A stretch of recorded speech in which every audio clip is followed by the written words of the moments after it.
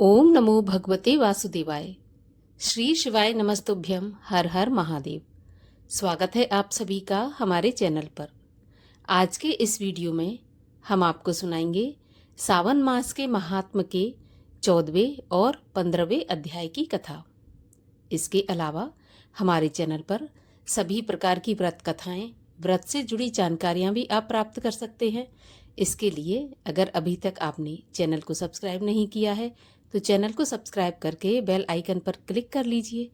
और अगर आज का ये वीडियो अच्छा लगे तो लाइक अवश्य कर दीजिए, क्योंकि आपके लाइक से ही हमें पता चलता है कि आपको हमारा वीडियो पसंद आया है। तो चलिए अब शुरू करते हैं सावन मास के महात्म के अध्याय 14वें और 15वें की कथा। भगवान सदाशिव ने सनत कुमार जी से कहा कि हे महामुनि, सावन मास के शुक्ल पक्ष की पंचमी तिथि को जो कुछ करना चाहिए अब उसके संबंध में बताऊंगा, सो ध्यान पूर्वक सुनिए। साधक को चाहिए कि वह चतुर्थी को केवल एक बार भोजन करे और पंचमी वाले दिन उसे सोने अथवा चांदी का नाग बनवाना चाहिए और नक्त व्रत करना चाहिए। नक्त व्रत रखकर उसे काठ या मिट्टी का 5 फनों वाला नाग बढ़ई अथवा कुमार से बनवाना चाहिए तथा भक्ति द्वारा उसका पूजन करना चाहिए। अपने घर के मुख्य द्वार के दोनों तरफ गोबर का 5 फनों वाला सांप बनाकर उसकी दूध तथा खीलों से पूजा करनी चाहिए। करबीर, मालती, चमेली तथा चंपा के फूलों द्वारा रमणीय गंध, अक्षत, धूप और दीप से पूजा करनी चाहिए। ब्राह्मणों को घी के लड्डू तथा खीर का भोजन करवाना चाहिए।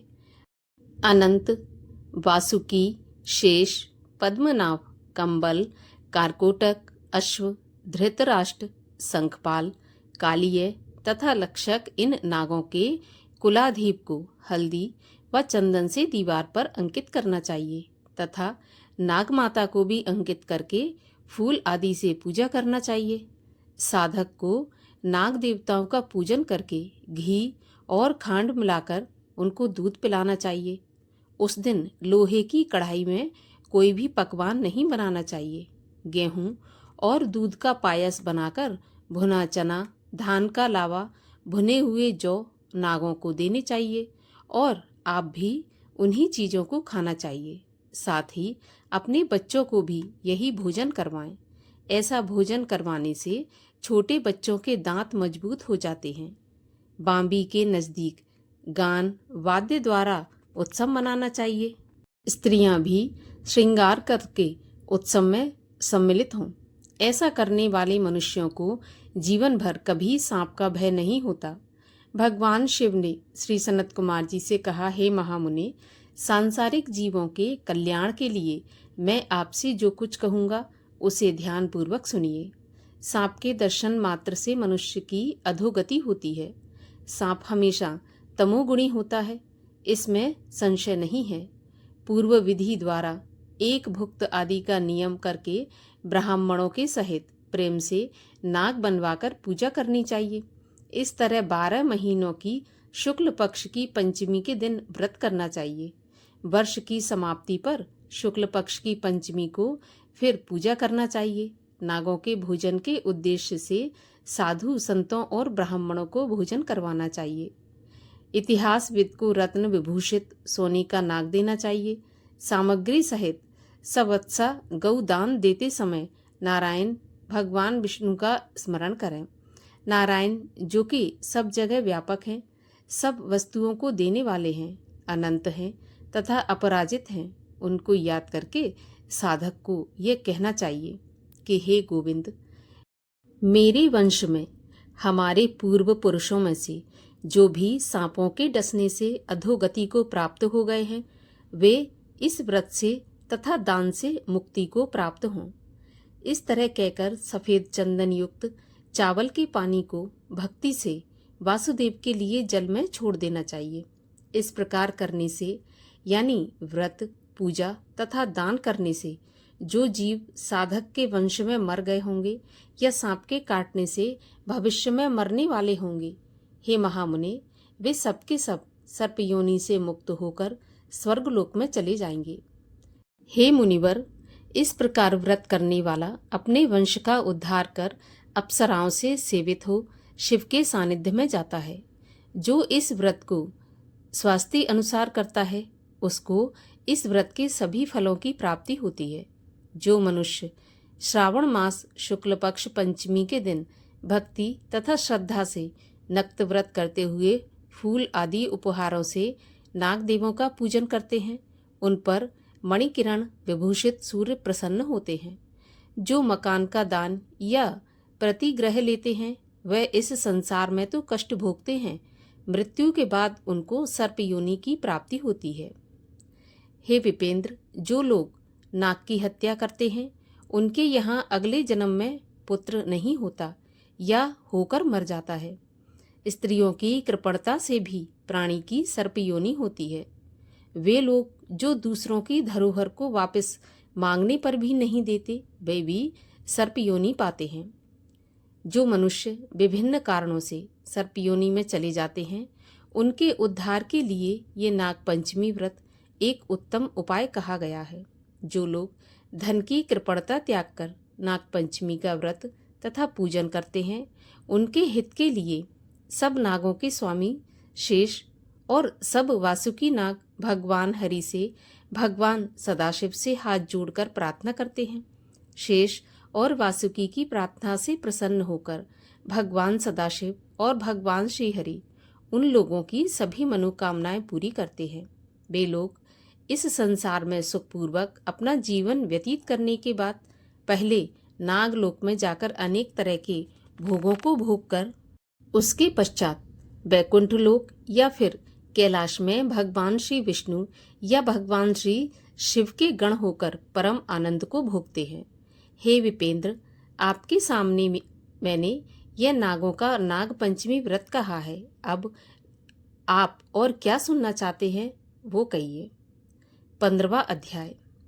तब श्री सनत कुमार जी ने भगवान शिव से कहा कि प्रभु, मैं नागों का आश्चर्यजनक नाग पंचमी व्रत आपके मुखारविंद से सुन चुका हूँ। हे देवेश, अब आप मुझे षष्ठी के दिन किए जाने वाले व्रत के संबंध में बताइए। इस व्रत का नाम क्या है और विधान क्या है? भगवान शिव ने श्री सनत कुमार जी से कहा कि हे तात, सावन मास शुक्ल पक्ष की षष्ठी अर्थात छठ को महामृत्यु विनाशक उत्तम सुपोदन नाम का व्रत करना चाहिए। शिवालय या घर में भगवान शिव का अर्चन करके दाल, आटे, भात का नैवेद्य, नमक सहित आम का साग रखना चाहिए। ब्राह्मणों को नैवेद्य पदार्थों का वायना देना चाहिए। जो मनुष्य विधि पूर्वक इस व्रत को करता है उसे बड़े भारी पुण्य की प्राप्ति होती है। इसके संबंध में मैं तुम्हें एक प्राचीन कथा सुनाता हूँ। रोहत नामक एक राजा के यहाँ बहुत समय तक संतान नहीं हुई। उसने पुत्र की प्राप्ति के लिए कठिन तप किया। तप के द्वारा श्री ब्रह्मा जी ने प्रकट होकर उस राजा से कहा कि राजन, तुम्हारे भाग्य में पुत्र की प्राप्ति नहीं है। लेकिन राजा इस पर भी पूर्ववत तपस्या में लीन रहा। ब्रह्मा जी दोबारा प्रकट हुए और राजा से कहा, राजन, तुम्हें जो पुत्र मैं दूंगा वो अल्प आयु होगा। इस पर राजा और रानी ने सोचा कि अल्प आयु पुत्र ही सही, एक तो उसकी प्राप्ति से वंध्यापन नष्ट हो जाएगा और दूसरे इस लोक में अपुत्र होने की निंदा मिट जाएगी। तो ब्रह्मा जी के वरदान से राजा के यहाँ शोक और हर्ष के साथ पुत्र पैदा हुआ। राजा ने जात कर्म आदि संस्कार बड़ी धूमधाम से किए। राजा रोहित तथा रानी दक्षिणा ने पुत्र का नाम शिवदत्त रखा। डरते डरते राजा ने राजकुमार का उपनयन संस्कार किया। मृत्यु भय से राजा ने उसका विवाह नहीं किया। जब राजकुमार 16 वर्ष का हुआ तो उसकी मृत्यु हो गई। ब्रह्मचारी पुत्र के मरने से राजा दिन रात चिंतित रहने लगा, क्योंकि जिस वंश में ब्रह्मचारी पुत्र की मृत्यु हो जाती है वह वंश नष्ट हो जाता है और उसकी दुर्गति हो जाती है। सनत कुमार जी ने भगवान शिव से पूछा, हे देवादिदेव, हे जगन्नाथ, क्या इसका कोई उपाय नहीं है? अगर है तो आप मुझे बताइए।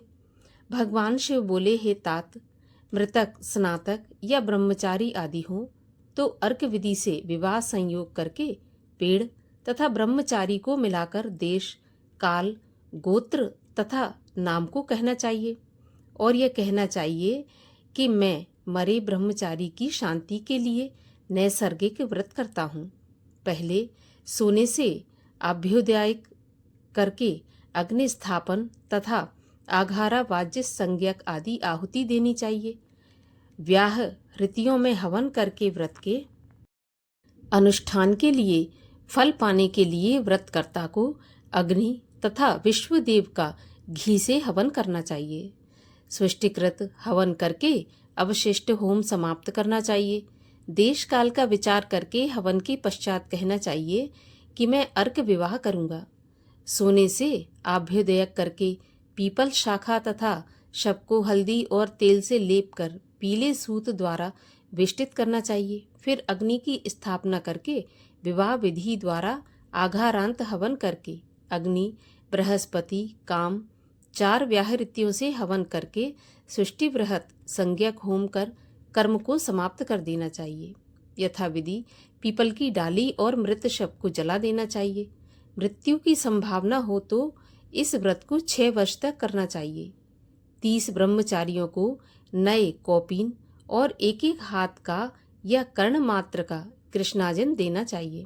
खड़ाऊ, छत्र माला, गोपी चंदन, मणि, प्रवाल माला तथा आभूषण समर्पण करना चाहिए।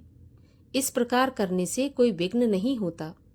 भगवान शिव ने सनत कुमार जी से कहा कि हे सनत कुमार, राजा ने इस विधि को ब्राह्मण के मुख से सुनकर के सोचा कि यह अमुख्य अर्क विवाह मुझे अच्छा नहीं लगा। विवाह का मुख्य होना ही उचित है, जिससे मेरे जीव के वास्ते कोई कन्या नहीं देता। मैं राजा हूँ, जो कोई इसको अपनी लड़की देगा मैं उसे रत्न तथा बहुत सा धन प्रदान करूँगा। उसके शहर में एक ब्राह्मण रहता था जो कि उन दिनों बाहर गया हुआ था। उसकी पहली मृत पत्नी से एक लड़की थी। उस ब्राह्मण की दूसरी पत्नी बड़ी ही दुष्टा थी। उसने डाह से तथा पैसों के लालच में राजा को लड़की देना स्वीकार कर लिया। क्योंकि वो सौतेली माँ थी तो उसने राजा को उस लड़की को बेच दिया। अब उसने 1 लाख रुपया नगद लेकर राजा को अपनी सौत की 10 वर्षीय कन्या उसके मृत लड़के के लिए दे दी। उस लड़की को लेकर राजा के सेवक शमशान भूमि में गए। उन्होंने राजकुमार के शव के साथ उस लड़की का विवाह किया और बाद में उस शव के साथ उस लड़की को जलाने की तैयारियां करने लगे। तब लड़की बोली, आप ये क्या कर रहे हैं? लड़की की बात सुनकर वे सब दुखी होकर बोले, ये तेरा पति है, हम इसकी देह को जला रहे हैं।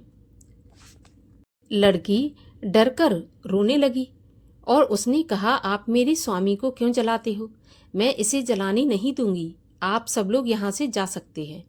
मैं तो यहीं इनके पास रहूंगी और जब यह उठेंगे इनके साथ ही घर जाऊंगी। लड़की का हठ देखकर सब करुणा से आर्द्रचित्त होकर वहां से चले गए।